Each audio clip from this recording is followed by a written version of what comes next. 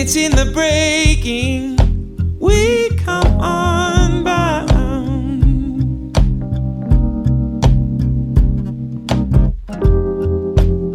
And it's in the giving we are found. Yeah, you could barely change. Welcome to A Medicinal Mind, Wisdom and Wellbeing, a podcast dedicated to the telling of authentic stories and the sharing of insightful wisdom, exploring science and spirituality, medicine and Mother Nature. No topic is off limits when it comes to growing our personal understanding and supporting our collective well-being. With your host, Dr. Rob Abbott, a family medicine resident practicing spiritually focused and evolutionarily informed functional medicine, we hope to nourish your being so that you can flourish in whatever the moment has called for you to do. And I know you tried.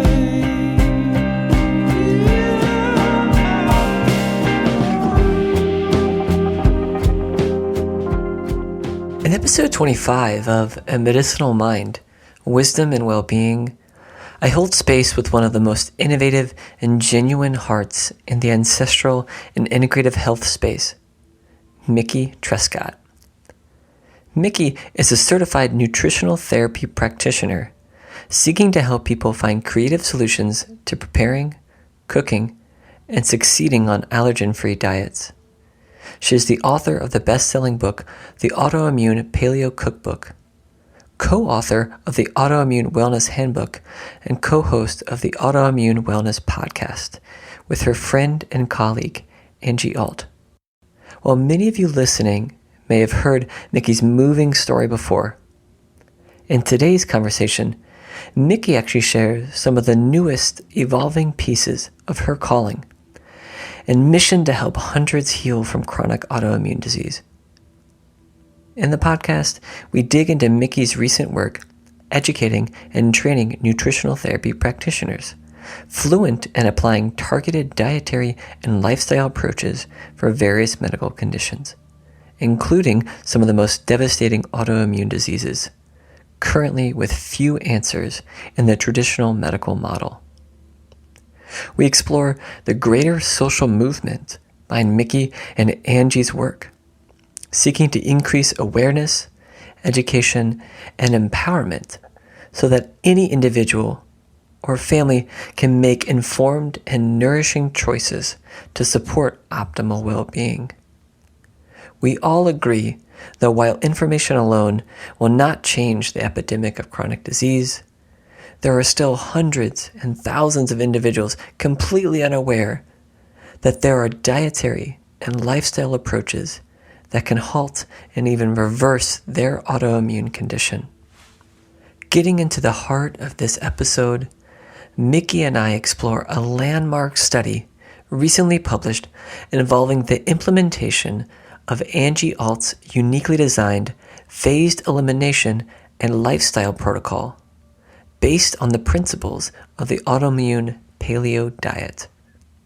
I cannot encourage you enough to check out this study, available on our podcast page, and steep in the insights from Mickey and her partner Angie as they continue to hold a space for those seeking to heal from autoimmune disease. I was so grateful to have this conversation with Mickey, and I'm so thankful to call her a friend, sharing a space for innovators trying to break new ground towards a future of happy, healthy, and flourishing human beings. I really hope you enjoyed this conversation as much as I did, and please share it with your family, colleagues, and friends. I truly cannot recall a more joyful and authentic conversation as part of this podcast. And with that, let's dig into the show. Well, Mickey, thank you so much for taking some time out of your day to share a conversation with me. No problem. I'm super excited to be here, Rob. So I almost don't know where to start for our conversation. I'm still a little bit in awe that I'm having Mickey Trescott on my podcast and being able to talk about just your story and the work that you're doing. It seems like 4 or 5 years ago when I was just hearing about some of your work and how it's grown. So I'm sitting here just wondering, where should I start? And perhaps you could help me out and maybe just give a small introduction to the audience, those who may already know you or those who have never heard of you. What are you doing, and what is a little bit of your life story to date? Yeah, for sure. So, I know, I'm sure you've interviewed people before whose stories just kind of get deeper and deeper, and I definitely have one of those. It's kind of like a rabbit hole. But basically, I started thinking about how to transform my life with food, and it turned into then my lifestyle as well when I got sick. So I got diagnosed with both Hashimoto's and celiac disease when I was 26 years old. And it was after about a year of really rapidly declining health. And, I know a lot of people have suffered from symptoms for a long time, and, they go without really finding out what the source of that was. And I'm actually a little bit lucky in one way that from the onset to my diagnosis was pretty quick, but diagnosis actually didn't help me at all. So I'd been through 6 or so doctors telling me my thyroid was normal, until I finally found one to actually test my antibodies, get that diagnosis of Hashimoto's. I actually, in the same appointment, got a diagnosis of celiac because once I found someone savvy enough to test antibodies, they had the foresight to kind of test for a bunch of other autoimmune diseases. Yes. And so that was great news to actually find out that yes, indeed, I did have a thyroid disease, which I had supposed based on, Googling my own symptoms. And what happened in that appointment was this doctor told me just to go on a gluten-free diet, and that my lab work didn't indicate that I needed any treatment. And that was incredibly frustrating. And the 3 months that passed after my diagnosis, I just totally went into a tailspin. I, lost my job. I became bedridden. I just was an emotional wreck. And I started experiencing symptoms that were not explained by either Hashimoto's or celiac. So I started to have some connective tissue issues, so like really bad joint pain, pleurisy, which it hurt to take a breath, which makes it hard to do any kind of like mindfulness or meditation, which is kind of how I was getting through a lot of my pain. And then I was also having neurological problems. So I started, tripping and bumping into things and getting dizzy all the time. I lost feeling in the left side of my body and the left side of my face. So naturally, I continued to go to specialists, and they all told me that, I could be developing another autoimmune disease, but it wasn't easy to test for, that I needed to have 6 more months of the same symptoms before they could really dig in and, start talking about treatment. And that is really the turning point for me, where I was like, I'm not going to wait one more day with this. Oh my gosh. If I don't have to. Like, I hate to interrupt. I hear that. And it's like, I hear sometimes people talking about reintroducing, gluten and certain things to like test for, we got to make sure you have celiac disease. I was like, well, these are my symptoms. This is my experience. And like them saying, well, you need to have these for 6 months for us to start deciding that we can do anything about it is just, it's so disempowering. Yeah, it was terrifying because, a lot of what I come from a family with doctors in it, and, what they were telling me was, that there's just these tests they do and it's so definitive and you do the treatment and it's fine. And just when I was in that, it just seemed so nebulous and like nobody actually could tell me what was going on, that I just realized like, oh, this is where I come in. This is where I have to be strong. And this is where I have to learn to be my own best advocate and kind of choose my next path, because I can just sit here and wait and be sick. Or I can try to implement some meaningful changes, diet was the first one, and I'm sure we'll talk about that, but I had been vegan for 10 years. And so that was the first clue for me, was maybe this diet that I've been eating for a long time that, a lot of people don't think is healthy. I'd been getting a lot of flack about it for most of my life. Maybe I should rethink that. And that kind of planted that seed for me and kind of, got me started down the research trail. Wow.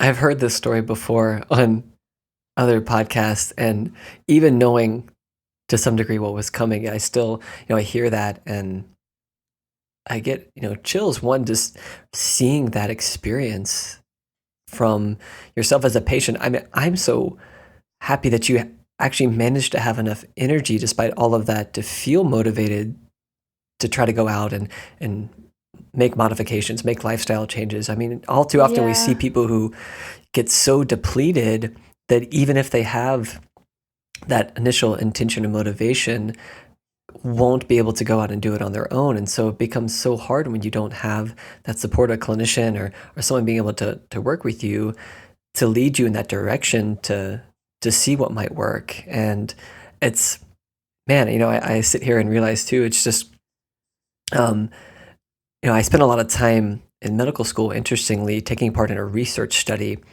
on positive psychology. And a lot of what I was doing was kind of reflective interviews and allowing people to see the growth that was possible through relative traumatic experiences. Specifically in this study, it was looking at people having open heart surgery, so major cardiac surgery. And, I would sit there and start asking them questions about what does better look like for you? And some of them would give answers like, well, the surgeon's going to replace my heart valve or do the surgery and then everything's going to be better. And other people, they really understood that, yes, there was going to be potentially this life-saving surgery, but there was a lot of other things going on that weren't going to be fixed by the hands of the surgeon. And being able to just talk about their fears and the experience outside of anything medical and realize what they could do and actually how they could grow, perhaps spiritually or more closely with their family through that experience that had nothing to do with really the intervention itself.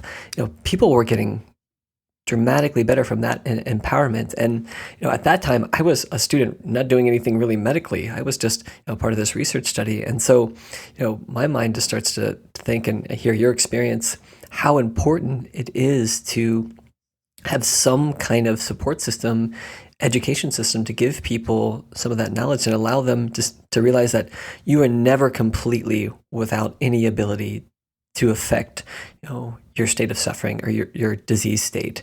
No matter how desperate or, fruitless it seems, you will have something that you can do, something that you can draw upon. And I saw people's faith and spirituality became a huge thing because that was seemingly all they had, or they perceived that all they had in their relative state of health. So it was a big ramble, really to sort of lead me back to, what was something that you grabbed onto? What gave you that energy? I mean, I'm hearing that you had it, but I really kind of want to know, was there something underlying that desire to go and look for another answer? It's so complicated. You were like, oh, I'm surprised you had the energy. And I just want to clarify, I had zero energy. Exactly. I mean, I remember when a friend of mine said, well, at least you get to sit at home and watch movies all day instead of going to work. Like, I could use my time for leisure. And I remember just being like, do you know how exhausting it is to watch a movie in my body right now? Just because like the stimulation was too much. I would get headaches and just sitting up it was just like, and when I explained that to him, he was like, oh, wow, you're actually sick. Because a lot of people, when you suffer from a longstanding chronic illness, that doesn't really look outwardly like anything. A lot of people think that you're just kind of making things up. So anyways, just to go back there a little bit, I've really glossed over kind of my story, my recovery, but it was very difficult. And I honestly, I had a conversation with a friend, and I remember the turning point where my thinking shifted. So when things were getting worse, I was expecting them to get worse. I was like, well, what if I have more autoimmune diseases? And then I got more symptoms, and then I went to more doctors, and then they thought maybe I had more autoimmune diseases, and then those symptoms kind of got worse. And so I was kind of like, wow, this negative thinking is really not helping me out here. Things are actually getting worse. And so I have a friend who actually I worked with. He's a Chinese medical doctor, and he's a Chinese, Oriental medicine expert, doctor of Oriental medicine. That's what it is. He practices Qigong. He's a yoga teacher. He's a chef. I learned how to cook from him. He's a really dear friend. And I was telling him that in this experience, I felt like I was dying, and I really told him, like, I've never felt this strongly about anything in my life, but I actually do believe that I'm dying. And he said, well, in Chinese medicine, we believe that, there are 5 seasons of life, and people kind of cycle through these seasons. And one of the seasons is fall, where things are actually dying, and you might be experiencing a death of a part of your life, And for me, I really felt like that was my youth. Kind of my young adulthood. I was really active, and I was really, didn't have a care in the world. I just kind of worked whatever job. I was married to my husband, and we just went on all these adventures and never really got tied down.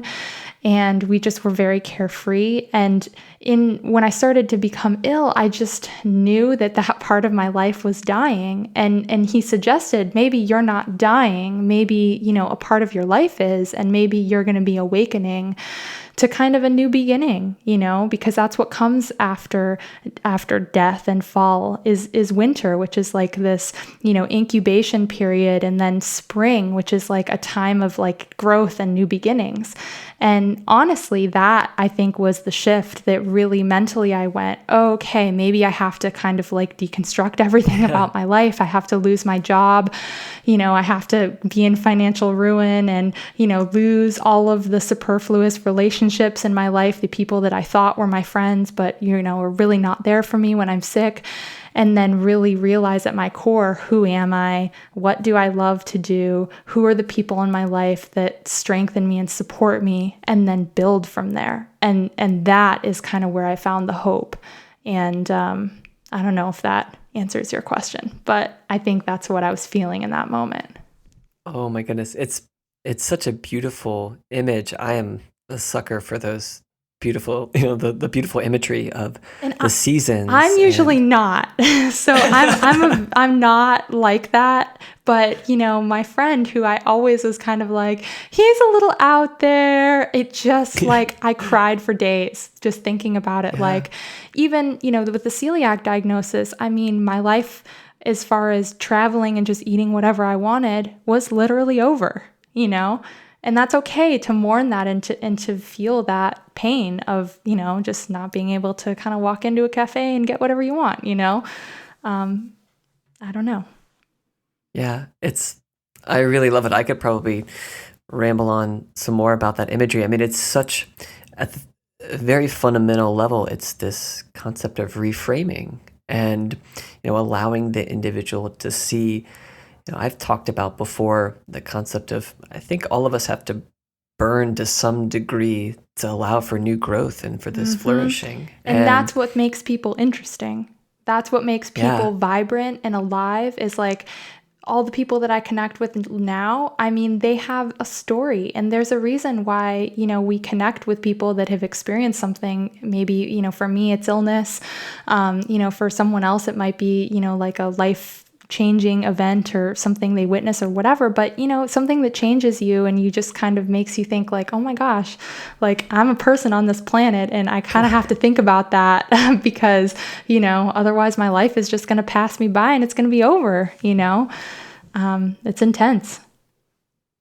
Yeah, the ability for us to create community around this seemingly these seemingly disparate human experiences, yet when we finally sit down and take a pause, we realize I'm really not that different than the person sitting next to me. Maybe some of the details of what they've gone through sound like they're abstract and so much different than my own, but actually realistically we have some of the same stresses, we have some of the same suffering, we worry about the same things, and we can comfort each other from this place of understanding. And it's something I definitely want to get into today, and just a little bit, is this concept of support from a community and feeling that you're appreciated and accepted and acknowledged by others being incredibly tantamount to being able to recover.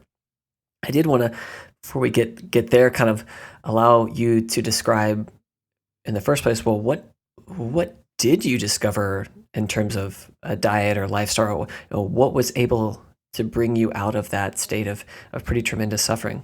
Yeah, so early on, the vegan thing, it was pretty obvious when I started researching diet and autoimmune disease. I really started to see some information about different nutrients, and I knew that they were really lacking in a vegan diet, because I had kind of had a little part of my mind open to the idea that maybe what I was doing was not nutritionally adequate, but I kind of didn't want to look at it because, our brain reinforces kind of what we want to believe instead of kind of forcing us to look at those hard things. So when I got sick, I did ask every doctor I saw, could it be my vegan diet?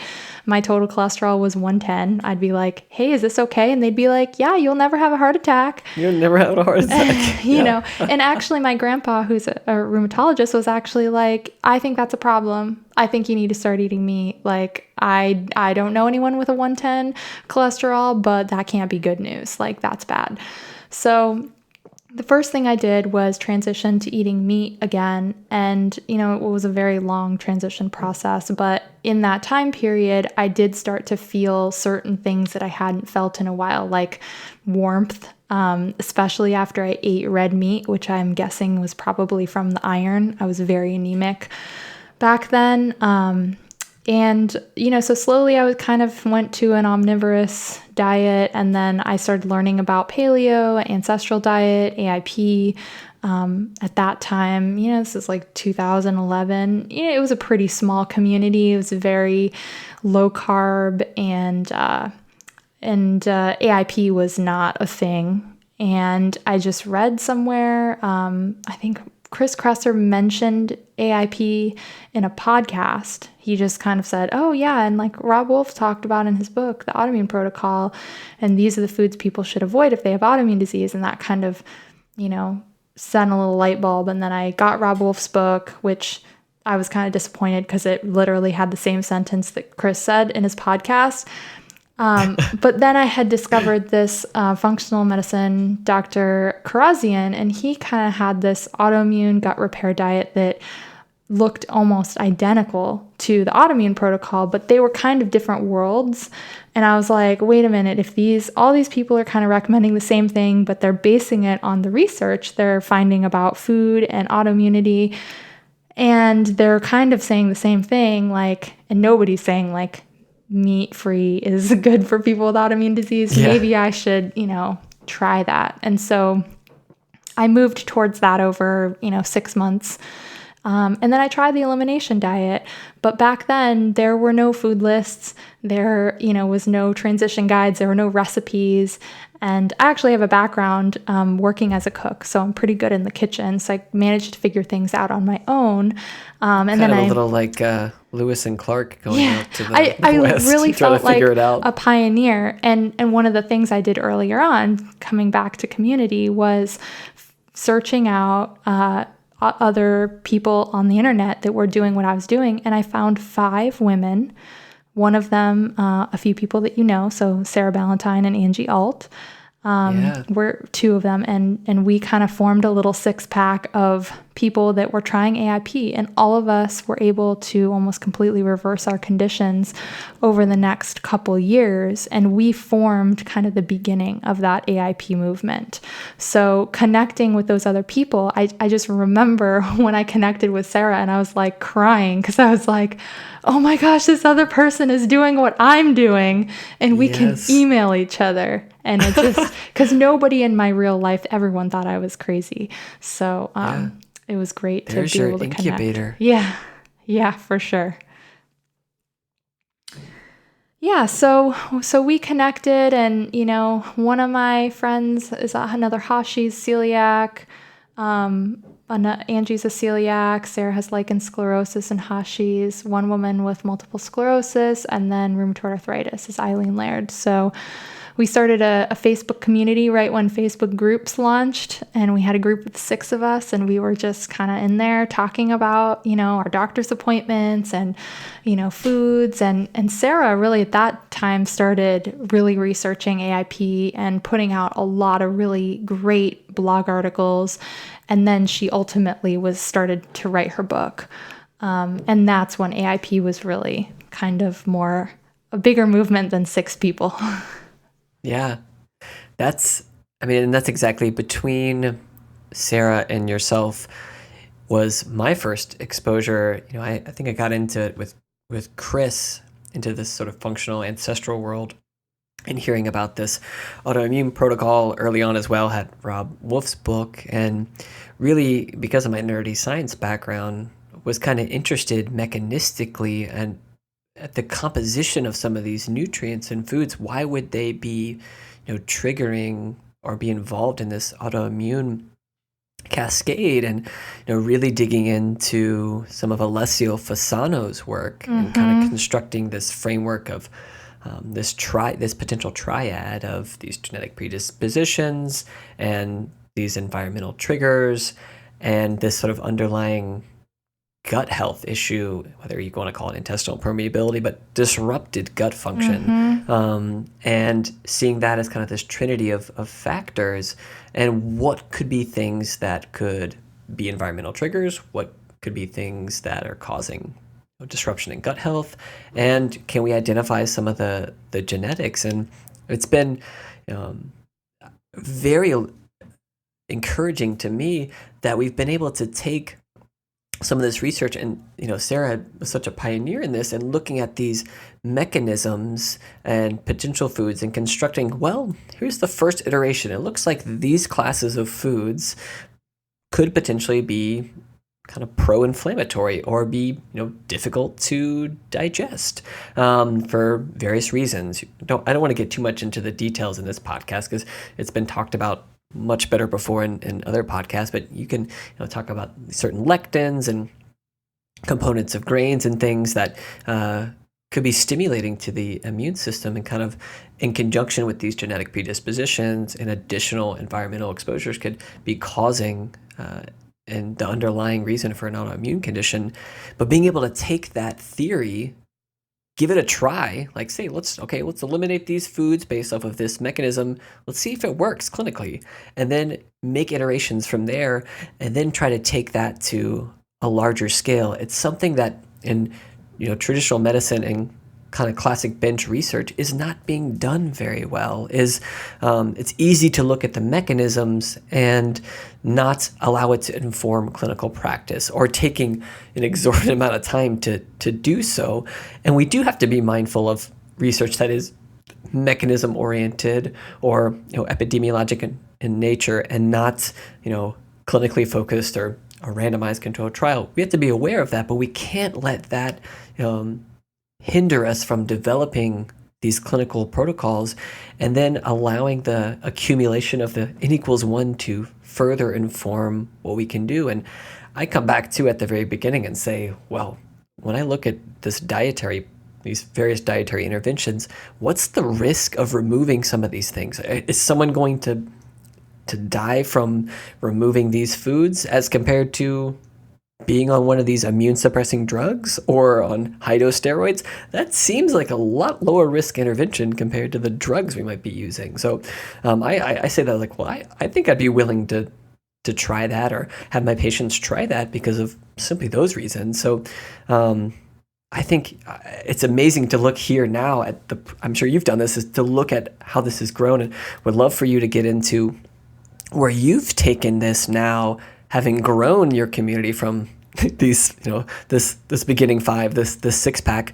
What have you, taken from that initial beginning to grow into this larger network and allow people to more easily come to beginning an autoimmune protocol? Because when you started, like you said, There was no roadmap.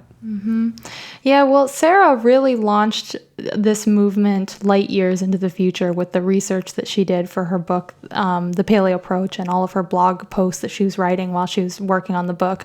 I mean, we really would not be where we're at right now, where, you know, as a result of the study, which I think we'll probably talk about a little later, they did do a study on the autoimmune protocol and with great results, and that might change the course of treatment for certain autoimmune diseases, you know, as soon as this year, you know, if doctors really, that's what they need to see to validate a treatment protocol, you know. And that never would have happened if Sarah hadn't done her really in-depth research. And so that's really, we kind of hit the jackpot in kind of getting someone like her who, you know, at the time was a stay-at-home mom and was really focused on healing her own body. So often some of the most incredible things come at the, you know, these really passionate, awkward moments in our lives where, you know, we can just create something that otherwise, you know, there might not have been motivation to create that. And, as far as, you know, Angie and I and kind of what we were up to back then, you know, in the early days, I was just blogging personally. I was not planning on becoming a nutritional therapy practitioner.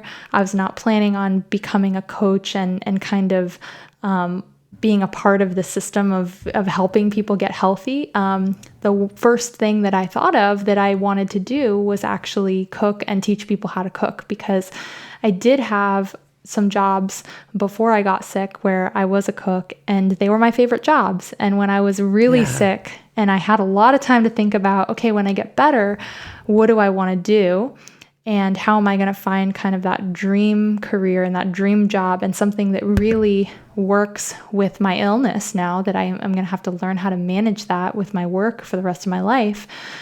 I thought that, you know, cooking would be a really great thing, a really great fit. And it was something that I loved and I was passionate about. And so when I started to recover, I was able to maybe work 10 or 15 hours, and I just put out there, I know that there's a really great family that needs someone to cook for them in their household, really great healthy food, and I know they'll be really understanding about my condition. I can be really upfront with them about my physical limitations, and, you know, we'll just be able to start this partnership, and I'll be able to get healthy while I work for them. And actually, I found a family in Seattle when I was living there that needed someone 15 hours a week.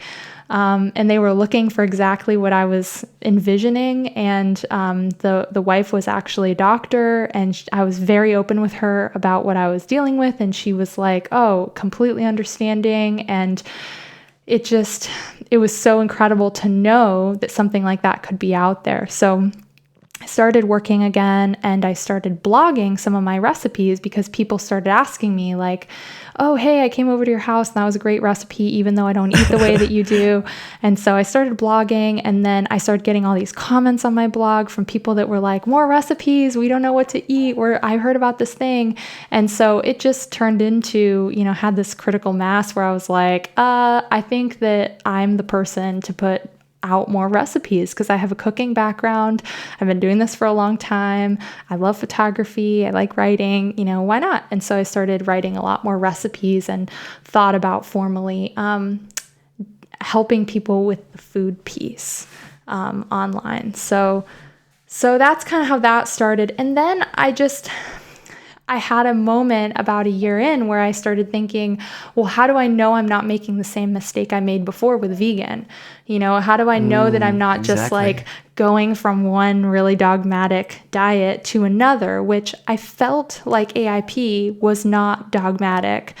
I felt like the reintroductions and the kind of individual approach, you know, you could kind of figure out how much carbs work for you and figure out, you know, reintroduce certain foods and see what works for you. It's very individual. It's like very template-ish. But I just want to make sure I wasn't making the same mistake. So I decided to enroll in a nutritional therapy course to really further my own learning and potentially start to do nutritional consults with some of my cooking clients, because they started asking me questions like, hey, if I have this, like, can you help me with this diet for, pre-diabetes or whatever? And I'd be like, oh, I'd love to help you, but I actually, like, I'm an armchair, nutritionist. I really don't know. So I did that program, and that's really when the fire was lit, because I realized, oh my gosh, all of these passions are coming together. I'm very good at teaching this information. I'm very good at, making this practical for people and blogging, and I just need to make a go at it. And so that's kind of where all that came from. Wow. People listening to this might have already heard me share this analogy on too many occasions, but I'm hearing this, and I forget exactly where I heard this, but I picture this intersection of what you really enjoy doing with what you're really good at, with what the world needs. In the center there is what your service is, what your job, if you want to call it that, what your calling is. And I'm hearing this, in your story, sort of finding through these different iterations, bringing in that joy for cooking, bringing in that joy for wanting to help others, and seeing that you were, I'm really good at this. I'm really good at supporting people. And then what does the world need? The world most certainly needs people to help them with nutrition and guide them on the practical, well, how do I even cook that? That's great that that's a recipe. That's great that I know that those foods are good for me, but how the heck do I even prepare it? And then finding and building a community around that. I mean, that is going to be the future of medicine. Our, family practices and doctors collaborating with health coaches and nutritional therapy practitioners. I mean, the age where you have an army of pharmacists on the team is probably going to go out the window. And what you're really going to want are empowered nurses, health coaches, and these nutritional therapy practitioners, because they're going to be the ones working with folks on, here's your shopping list, here is your beginning meal plan, here is the template of things that you can begin with. Because I know I've struggled the most with, even with all of this background training and understanding of the real, like, nitty gritty, I can't go to the grocery store with you, or I just need to be able to give someone, excuse me, like some ideas of, when you get home, you can cook this. And that's why I've loved your books and your work, is it gets super practical. I mean, the handbook is like the most practical thing on the planet. And your series, your email series for folks when they join your community, lays it out there step by step. And that's essentially what I've been using for my patients, because I mean, I can't do it myself. We don't have enough time in the day to go through, and I don't want to reinvent the wheel. You have already created this program. And, I'm so grateful that, like you said, you went through this experience and sort of saw, you built this motivation out of your own experience, and now are able to give back and are further expanding it. So it sounds like, you yourself did this training, but now you're even taking that to the next level and wanting to train more individuals in, even more specifically, in these tailored approaches such as AIP. Yeah. So you really kind of wrapped it up really well there. And I definitely resonated with, finding that intersection. That was a great analogy. I definitely feel that finding kind of my gift was actually of service and how I could use it. And that was a very magical moment where, someone actually asked me a couple weeks ago, they noticed that in the timing of kind of when I was blogging a lot, when I came out with my first book that I self-published, when I was going through nutritional therapy school, all of that was at the same time that I was working full time. And they were like, wait a minute, you were doing all those things. I thought you were still sick then. And I actually was still kind of sick. And the only excuse that I have for being able to do that right then was that I just had this passionate fire lit under my ass that I just had to like make it happen, Yeah. And now, I don't work like that, so there was definitely something unusual going on in that moment. And I'm glad that, it went where it went. But for now, what I've realized in the last few years, both in cooking for people and teaching people how to cook and working one-on-one with clients, I'm just realizing that, like you said, that role is really important. A health coach is just the most affordable way to get one-on-one help with dietary changes. And as a health coach, I can hold people's hand and listen to them talk about how hard it is with their kids in the house, or that they don't like eating broccoli, and brainstorm other vegetables. Yes. and really, that's like my pay grade. I went to school for 9 months and it was a pretty affordable program. And, that's okay. I can charge what I charge because it wasn't, something crazy like medical school where you go into hundreds of thousands of dollars of debt, and you really don't remind me. Yeah, you really, and that's to use your expertise as a doctor well. You need to be able to have other pieces, bridges to the kind of implementation, but our healthcare system isn't set up that way. So what we're trying to do, both from my side, as a health coach, trying to connect with other practitioners and kind of work on a team, and on your side as a medical doctor, probably trying to incorporate coaching in.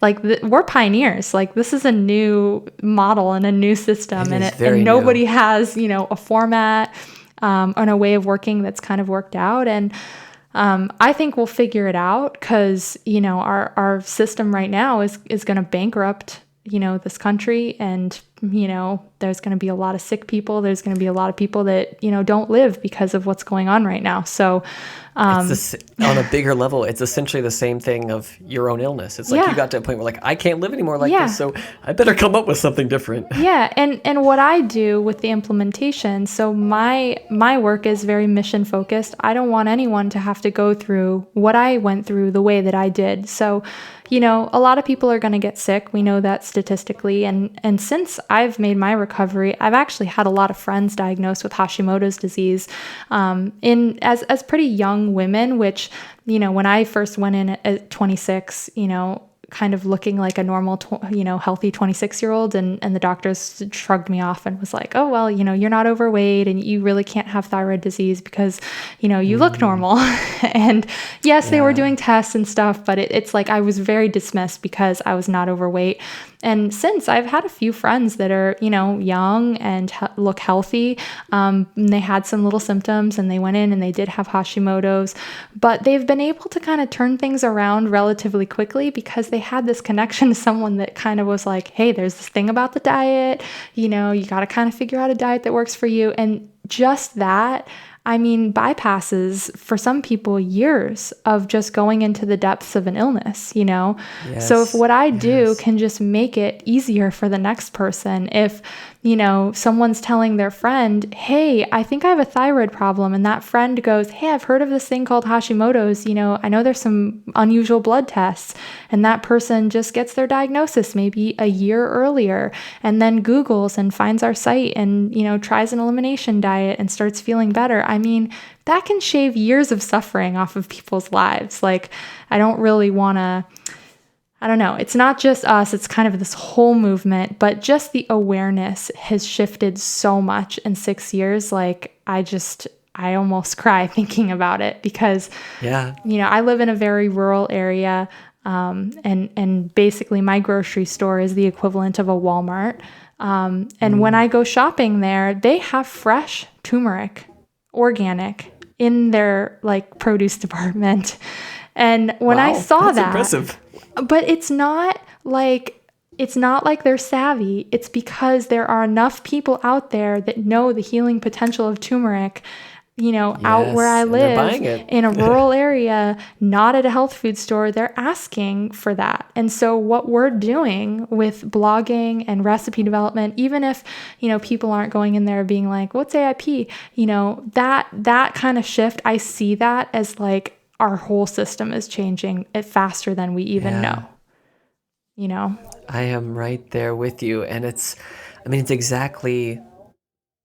crazy to me to even think it was back, March of this year when I finally, it's like, maybe I should try to do something to step into this space. And I realized I was sitting on this this gold mine of all of this information that I had come across during my training that was outside of my medical school, and wanting to somehow give it back, like you just said, to increase awareness. And part of me was like, I'm just a medical student. Like, how do I even start? Who's going to listen to me? And at the point, I think I had a little small blog and was just writing, but I was like, maybe I should try to make a ebook, and I've gotten some connections so far in this space, but what can I do to increase awareness for the exact reason, like you just said, to help someone maybe learn sooner, empower someone sooner so that they can prevent years of suffering or prevent someone in their family from dying from a chronic illness. And it is a greater social movement. It really is. I mean, one of my friends, he is such a close friend. We were talking about this.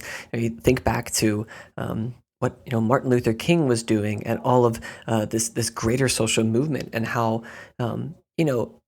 what they looked at, they weren't measuring things scientifically in terms of social change. It was just this like catalyst that kept building and kept building and kept building, and it was iterative. So to think that we're only like 5-6 years into this, and something like what he was doing was taking decades, and still continuing. Like, we're going to be in this for the long haul, but it gives me such hope to see that how much has happened in just such a short period of time.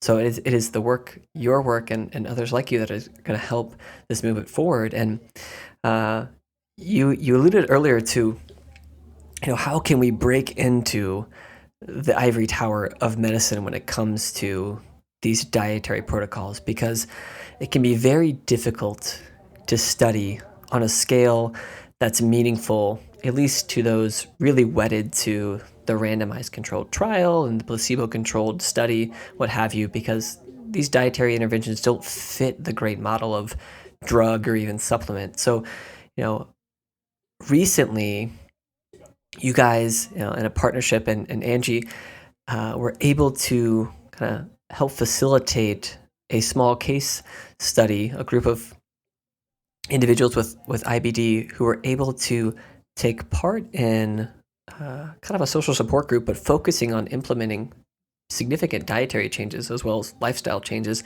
and looking at various parameters of health. And would love for you to comment, because when I first became aware of this study, I think I sent you an email immediately after I saw your name and the methods and Angie, and I was like, of course they were to some degree involved, but like, how can we get this out? Because it's just, it's in PubMed. Here's a study. Like, people have to see this, and they can't there's no way they can look at this and deny what happened. So would love for you to perhaps tell a little bit about how this research study got created, and your involvement. Yeah, so I'm so excited how excited you are about it, because I've been having to kind of rein it in a little bit, because we've known about the results for maybe 6 to 9 months now, and it's just been really hard to just wait for that to be published every week, just being like, is it going to be this week? Can we tell everybody about it yet? Because we're just so excited about it. But about, I think like a year ago now, we got a contact request through our website from a doctor at Scripps who said, hi, I'm Dr. So-and-so. I had a patient who had Crohn's disease, and, they were in very bad condition, and I was, recommending surgery, and they asked me as a last-ditch effort if they could try AIP, and I didn't know what it was, but they explained it. It sounded safe, so I let them do it for a month. And somehow, they had this great change, and they were in clinical remission the next time I saw them. And so I asked them, for more information about this diet, and they sent me to your website. And so I'm a researcher, and I would love to talk to you about this diet.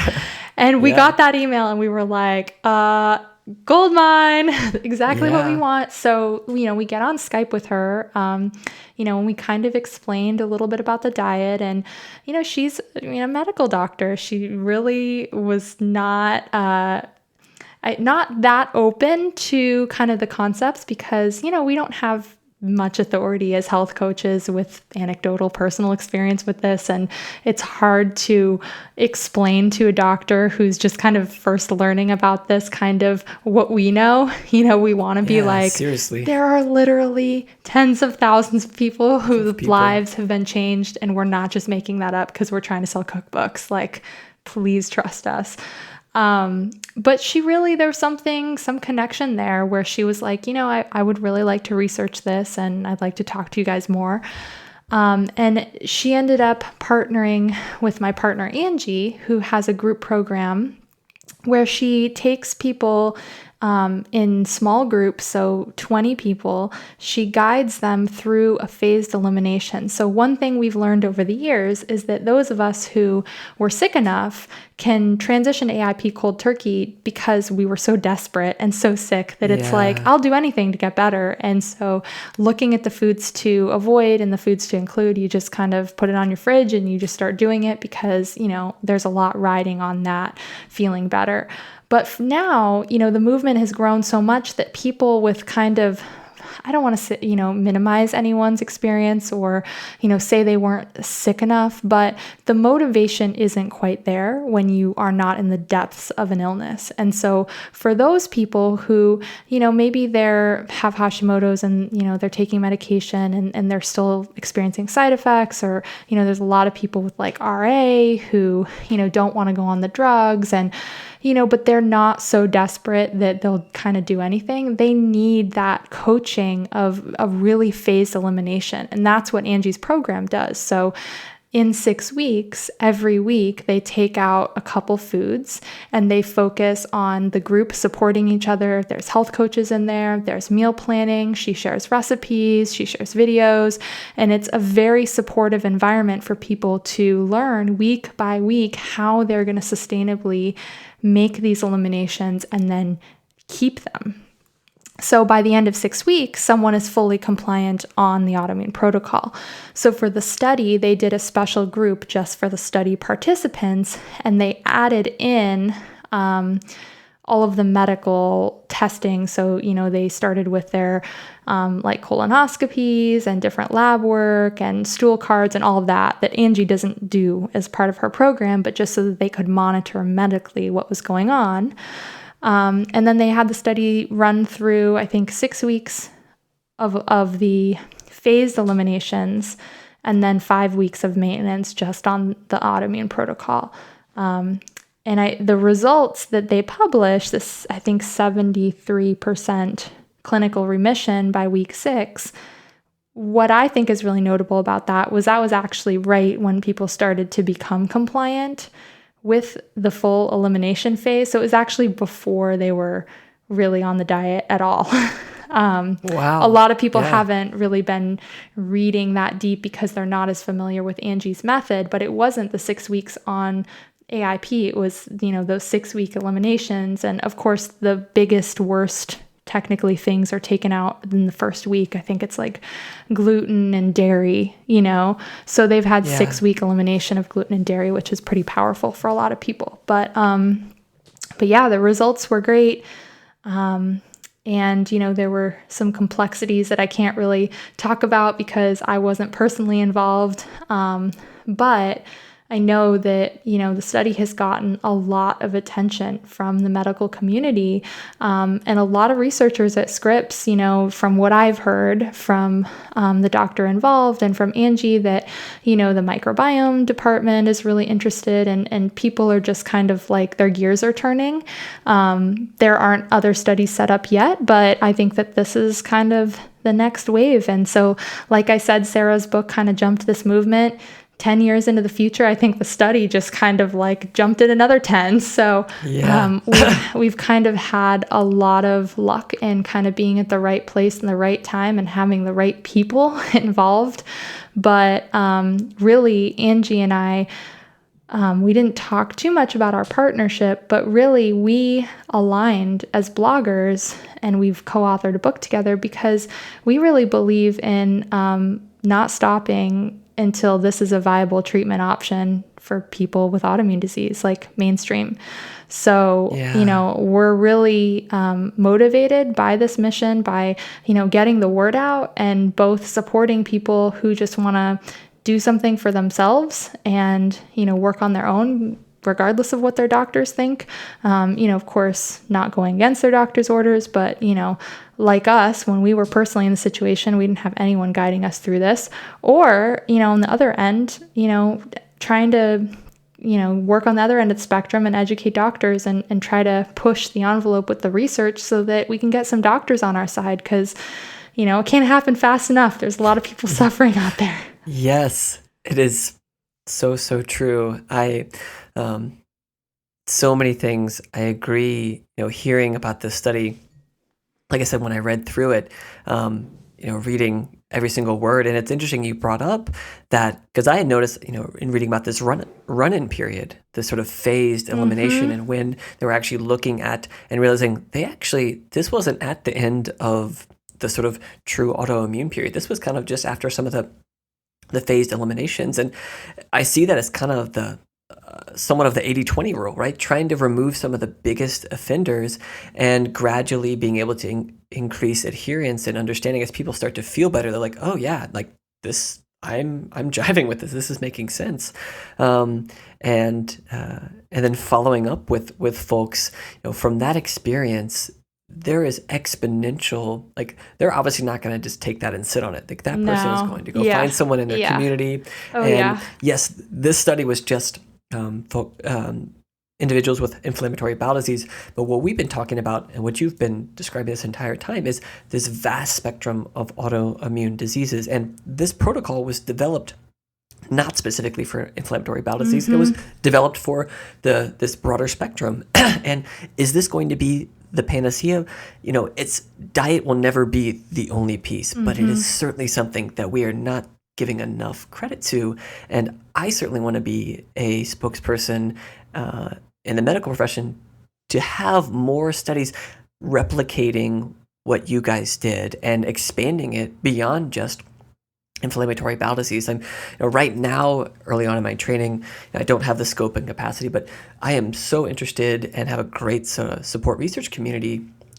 Our research preceptor at my residency, I can totally see in second and third year trying to establish a panel of patients with autoimmune conditions and wanting to try to replicate this. And some people may look at this, as we just described, and say, well, how do you know it's the diet? You had this support group and you had you had health coaches. And I say, well, guess what? I honestly don't really care. What that tells me is this style of intervention is getting something right. Yep. And we need to build in that structure and create, as you were doing, health coaches and nutritional therapy practitioners who can facilitate and lead these groups, because the community piece is just, you can do everything you can one-on-one with someone, but without that supportive community, without that shared experience, perhaps we wouldn't see the results that we see. And so the sky is the limit to me. I am right there with you that we have to get this out. And I will certainly have the link to the study in PubMed and the article in the show notes for folks to look into. And I'll try to even have, take out some key tidbits about the statistics that we didn't really get into here, so people can appreciate the measures and the scope of what the study was really looking at. But certainly sending out to anyone in the healthcare field, MD, or anyone interested in research, please take a look at this study and see how your practice could potentially look into. And you don't have to do the formal research, but look how you can apply these principles to help a group of your patients or patients in your practice, because that's the only way we're going to further grow this. Because yes, are there going to be naysayers looking at this and saying it's only 15 people? Yes, of course. And we have to be honest, it was 15 people study. But like you said, if we open our eyes, there's tens of thousands of people that have reported improvements with this dietary plan and in general. So yes, Go ahead. Well, and I have one more point too, is for anyone that has IBD and has done a paleo or AIP style diet and been successful, print this out and take it to your gastro the next time you go see them and you say, that diet I told you about that you were like, I don't know if that works. Here is a study that shows that what I've experienced and you've seen in my medical history works, just so you know. And that might spare, open a door. Yeah, like they might get in and be like, oh, wow, look into it, start recommending it to other patients. And then, you've spared a lot of people a lot of suffering that way too. So, all of this started with a patient having a conversation with their doctor. And I hear from a lot of people, a lot of our followers say, well, my doctor doesn't listen and they don't care and they say it doesn't work. And we always say, have the conversation anyways. First of all, you should always be talking to your doctor about what you're eating. But second of all, you never know how many people are going to, talk to their doctor about something before they start going, wait a minute, maybe there is something to this. So that's an important part of that process too. Yes. And, we didn't get into, and I didn't really want to get into the specifics of, what this dietary plan looks like. Because like I said in the beginning, you've had some wonderful podcasts with individuals, with Dr. Michael Ruscio and Chris Kresser and Rob Wolf, and I would certainly direct people to some of those podcasts, but would love for you to share with folks that are hearing this who either themselves or a family member, hey, I want to get them involved. How can they start to begin this process of doing an autoimmune paleo diet? How can they follow you and get some of your amazing resources? Yeah. So the best place for anyone to go initially is autoimmunewellness.com. So this is Angie and I's website that is dedicated to being the best free resource for AIP on the web. It has all of the information. If you sign up for our email list, we'll send you a quick start series, which Rob was talking about before, the lists of foods to include and avoid, a 2-week meal plan. There's a video where I demonstrate batch cooking. There's a mindset video, all kinds of resources. And then we have tons of articles, tons of content about just any questions that would come up. Like, should I eat fruit? Or, what are some tricky foods that maybe you have a question about? That's all been covered on the site. And then we have 250 plus completely elimination diet compliant recipes. So if you're looking for somewhere to just kind of find some recipes to cook for dinner, we have that covered too.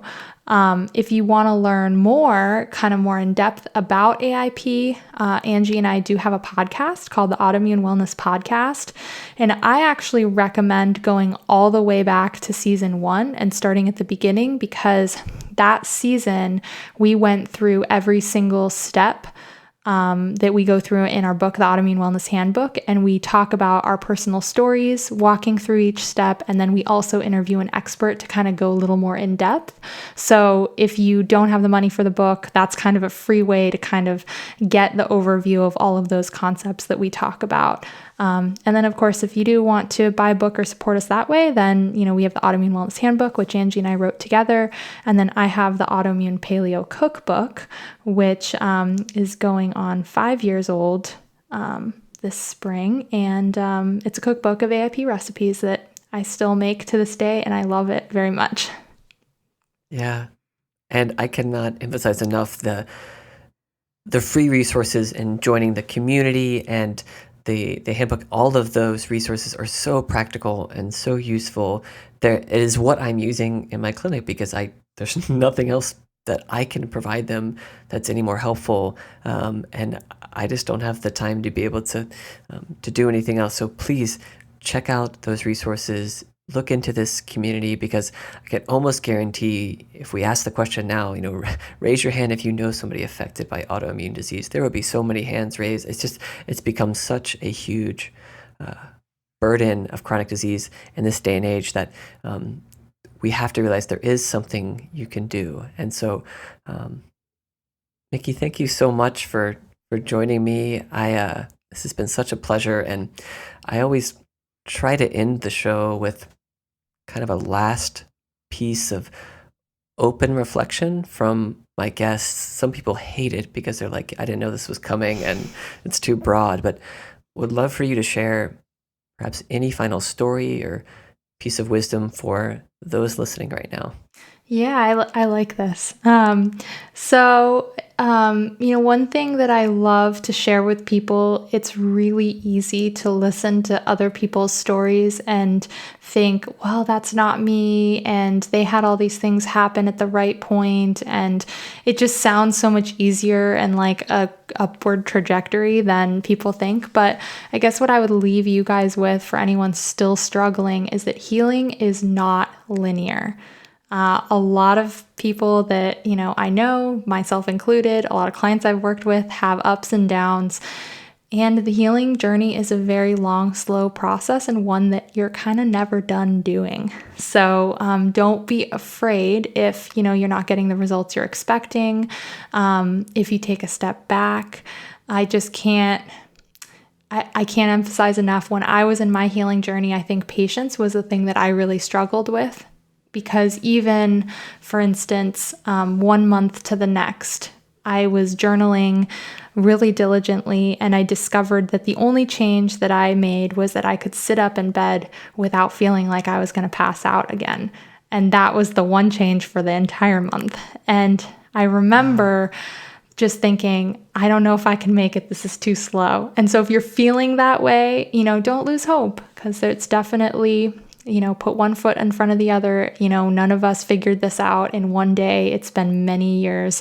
And, for me too, I'm still personally trying to figure things out. So take patience in the journey and look for the little things that, bring you joy in the journey. Because, as I've kind of talked about here, my life has changed a lot, and my illness was really, it was a bad part of my life, but it has made my life so much richer in the things that it has opened me up to. So it's beautiful. Like the rest of this podcast has been. I think there's no better way to have closed our conversation, and we will definitely have you back. I'm really hoping to kind of further nurture our friendship, this relationship, and continue to grow this community and get more published research. I'm happy to play the game of to some extent with traditional medicine to get this word out, but realizing that you are doing such tremendous work. So thank you again for sharing some time for this conversation. Awesome. Thank you, Rob. Thank you for all the thoughtful questions, and thank you for actually being a doctor on our team. We need you. We need you and all the people you can tell about this. It's really important. Growing together. Yeah, for sure. Awesome. I'm very grateful. Thank you. Well, until next time, be well. Thank you for your presence and willingness to receive a new narrative, a passionate perspective, and perhaps a deeper sense of connection with our collective purpose. Please share this podcast with any and all that you believe will benefit from its intention to relieve one's doing and engage one's being. Please share your comments about the conversation on our podcast page and leave a review in iTunes so that the voices in this space can spread to all ears ready to receive it. Music credit goes to Dillingham for their song Vessel. Remain open, stay curious, and forever be love. You walked on fire, and I know you tried.